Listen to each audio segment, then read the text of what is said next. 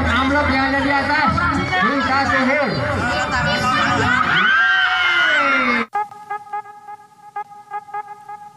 Halo CS-CS-ku, berjumpa kembali dengan manusia madesu di Easy Film, seorang alkoholik penyuka kucing dari Legok Hangser. Kali ini gua akan meringkas sejarah perkembangan subgenre black metal, musik yang dikenal gelap dan kelam, dengan lirik yang sadis juga mengerikan. Oke CS-CS-ku, sebelum kita mulai seperti biasa, kita intro dulu guys. Sebat. Dimanakah kita mencari manusia, membotakkan mata, mengosongkan jiwa, saya kesunyian, tak lagi kau dengar. Inilah saatnya engkau melihatnya. Ikutlah bersamaku, berjalan bersamaku, dengan apa membara, dengan asap bermakna. Marilah harapan jadi kenyataan, marilah harapan jadi kenyataan.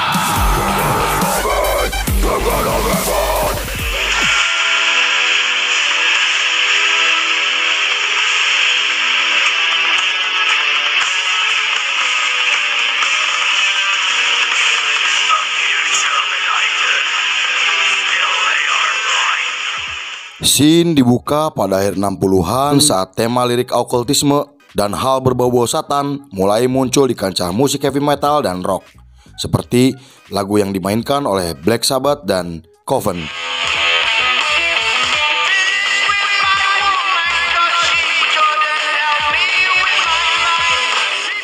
Kemunculan Motorhead, band asal Inggris, membuat heavy metal menjadi lebih kasar dan agresif. Banyak band metal gelombang pertama menyebutkan jika Motorhead mempunyai pengaruh besar untuk musik mereka. Selain itu, kehadiran musik punk rock juga mempunyai peranan penting untuk lahirnya subgenre black metal. Nama black metal sendiri diambil dari judul album band asal Inggris bernama Venom. Meskipun dianggap sebagai musik speed metal dan thrash metal, namun lirik di album tersebut lebih berfokus pada anti-Kristen dan Satan daripada album mereka sebelumnya.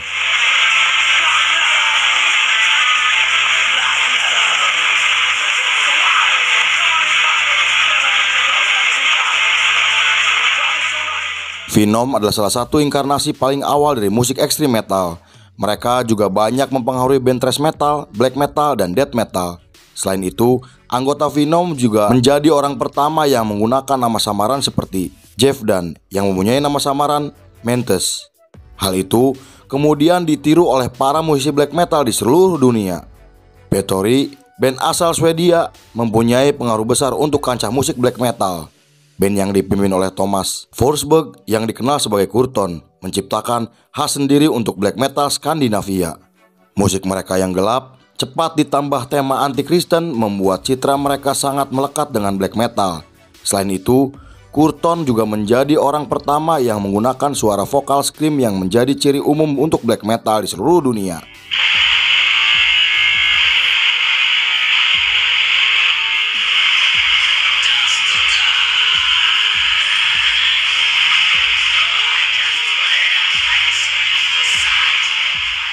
Dengan album Blood Fire Death, membuat Bathory kemudian dikenal sebagai Viking metal.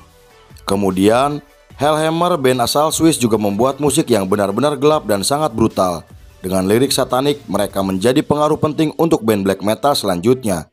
Riff mereka yang sederhana ditambah dengan suara gitar yang cepat melahirkan subgenre baru yang dikenal sebagai death metal. Lalu pada tahun 1984, anggota Hellhammer membentuk band baru bernama Celtic Frost. Musik mereka lebih banyak memakai orkestra dan eksperimental. Lirik lagu mereka juga menjadi lebih lekat dengan topik perasaan batin dan kisah-kisah megah. Selama beberapa tahun, Celtic Frost menjadi salah satu band metal paling ekstrim dan original di seluruh dunia, yang mempunyai dampak besar pada kancah black metal pertengahan 1990-an.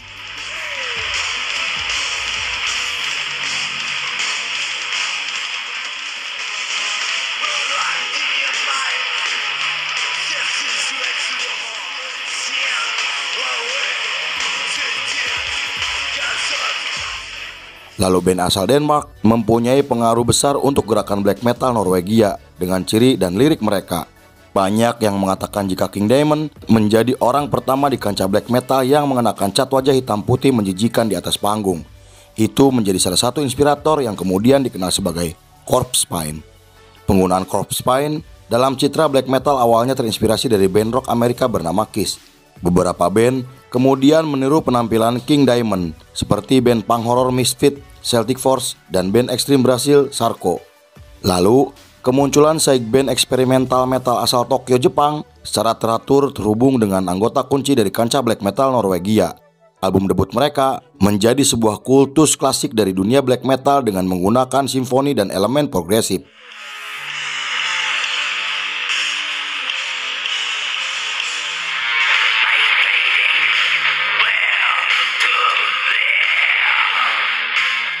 Lalu di Finlandia, kemunculan band seperti Beheared, Archgod, dan Inflamed Nazarene membawa warna baru untuk kancah musik black metal di Finlandia. Mereka menggabungkan gaya black metal gelombang pertama dengan elemen death metal dan grindcore.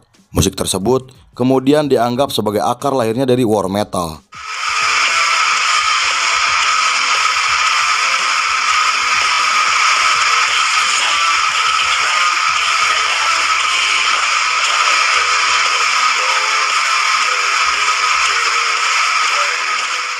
Setelah itu, ketika death metal lebih populer di kalangan penggemar musik ekstrim, black metal gelombang kedua muncul dari skena Norwegia. Beberapa band black metal dari skena Norwegia seperti Mayhem, Darkthrone, dan Burzum. Setelah itu, mereka juga mulai tampil dan merilis musik black metal jenis baru yang gelap dan lebih agresif. Kemudian mereka pun mengembangkan gaya black metal gelombang pertama menjadi genre yang berbeda, dengan permainan gitar yang brutal dan kekuatan drum yang lebih cepat.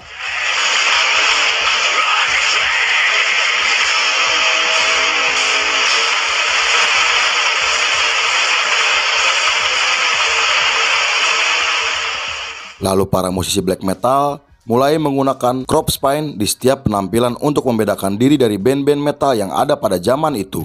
Gerakan saat itu juga memiliki ideologi dan etos yang menentang agama Kristen dan menampilkan diri mereka sebagai penyembah iblis misantropis yang ingin menyebar teror, kebencian, dan kejahatan.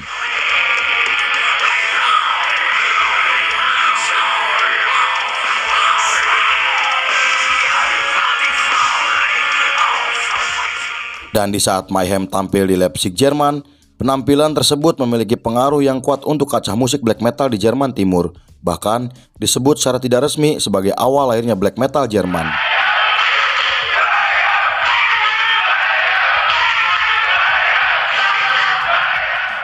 Lalu pada 8 April 1991, vokalis Mayhem, Priving Olin atau dikenal sebagai Dead, meninggal dunia karena bunuh diri. Teman-temannya menggambarkan jika Dead sebagai orang aneh, tertutup, dan tertekan.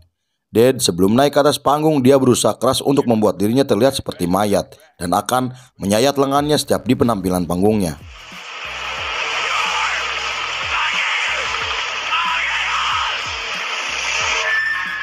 Lalu Euronymous, pendiri band Mayhem, menggunakan bunuh diri Dead untuk menumbuhkan citra jahat Mayhem dan mengklaim Dead telah bunuh diri karena ekstrim metal yang telah menjadi trendy dan dikomersilkan. Kemudian Necrobatcher, sang basis, mengatakan setelah Dead menembak dirinya sendiri, orang-orang menjadi lebih sadar akan gerakan black metal. Ia juga mengatakan setelah kematian Dead, perkembangan black metal di Norwegia benar-benar berubah. Setelah itu, Euronymous kemudian membuka toko kaset independen bernama Helvet, yang artinya neraka.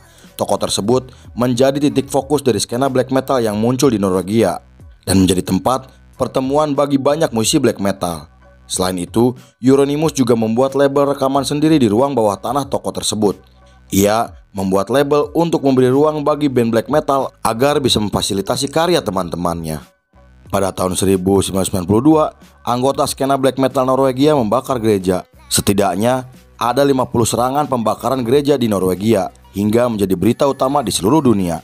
Kejadian tersebut membuat banyak para musisi black metal di Norwegia dijebloskan ke dalam penjara, salah satunya Falk Vikernes, anggota Mayhem dan pendiri Burzum. 20-åringen som er siktet for kirkebrannen i Bergen har fengselsoppholdet vært en del av prisen.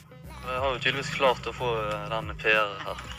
Det var kun PR for plata. Di Inggris, band Cradle of Filth memiliki gaya yang berbeda dengan yang lainnya, yang tak biasa pada saat itu. Lalu setelah merilis album terbarunya, musik mereka mulai menjauh dari black metal dan berubah menjadi gothic metal. Mereka juga menjadi salah satu band ekstrim metal yang paling sukses sampai saat ini.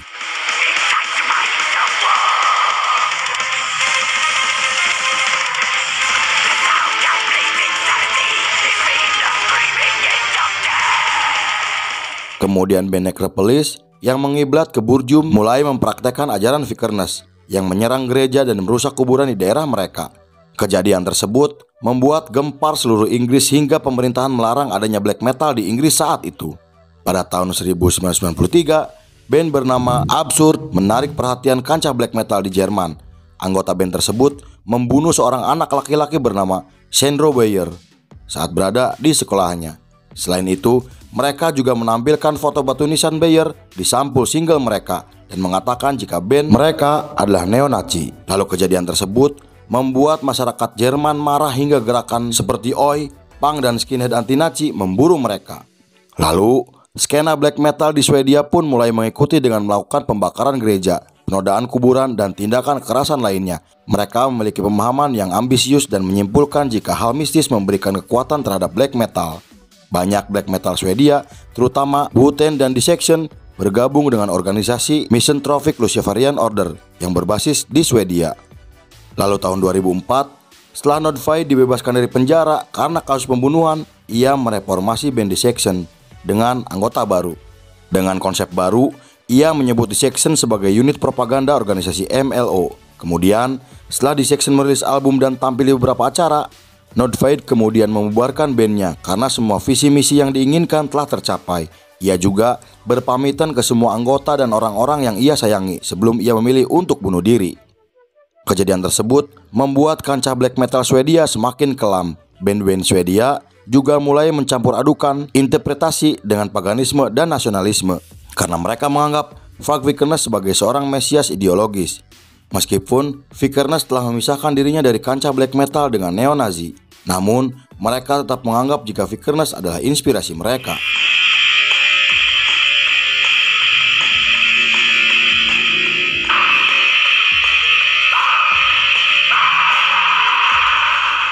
Lalu hal tersebut menyebabkan munculnya gerakan nasionalis sosialis black metal atau NSBM. Gerakan tersebut juga dikenal sebagai Aryan Black Metal atau Neo-Nazi Black Metal, sebuah gerakan politik yang berada di dalam kancah musik black metal yang mempromosikan neo-Nazi, fasis, dan ideologi supremasi kulit putih.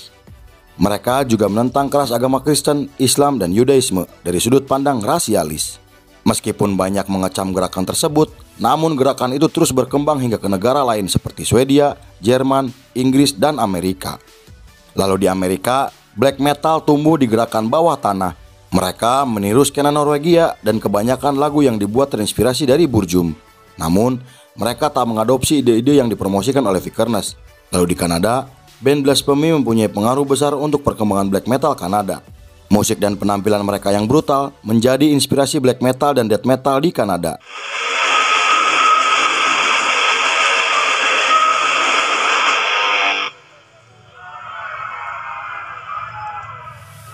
Dan di Australia, perkembangan black metal mulai menjadi sangat populer setelah kemunculan band seperti Destroyer Triple Six, Vermetor, dan Nocturnal Graves. Musik mereka mempunyai ciri khas tersendiri yang membuat musik mereka menjadi berbeda. Kemudian mereka menggabungkan musik black metal dengan thrash metal yang terinspirasi oleh Venom dan Sodom. Lalu Molestes adalah band black metal ekstrim yang berasal dari Yerusalem. Mereka menjadi band anti-Kristen pertama yang ada di salah satu kota tersuci di dunia. Selain itu, ada band metal ekstrim Israel bernama Erelu. Band tersebut memiliki hubungan erat dengan Molestes sebagai salah satu anggota dari skena metal ekstrim Yerusalem. Kedua band tersebut menampilkan gaya mereka sendiri yang disebut Mesopotamia Black Metal, yang memadukan musik black metal dan musik rakyat Mesopotamia.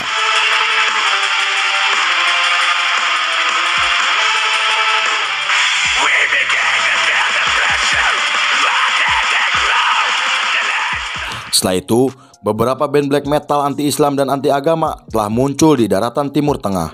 Salah satunya band asal Irak bernama Janaza. Band tersebut adalah band black metal wanita pertama di Irak.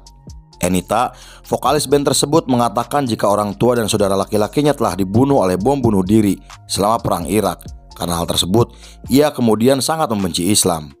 Selain itu, Anita juga mempunyai band lain bernama Seed of Iblis dan telah merilis EP album berjudul Jihad Against Islam.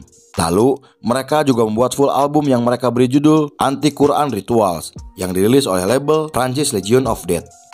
Kepopuleran band tersebut membuat band black metal Timur Tengah mulai bermunculan. Banyak band black metal ekstrim Timur Tengah yang menyebut diri mereka sebagai Arabic anti-Islamik, seperti band Tednis Arab Saudi, Hala dari Iran, False Allah dari Bahrain, dan Max of Satan dari Libanon. Lalu film pun selesai.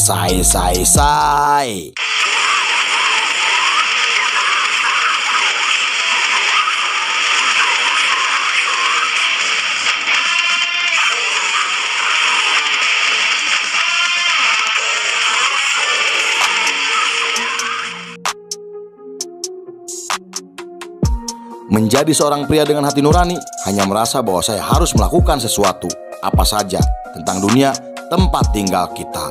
Frog, Vikernes. Oke, go! Terima kasih sudah menyaksikan film ini hingga selesai.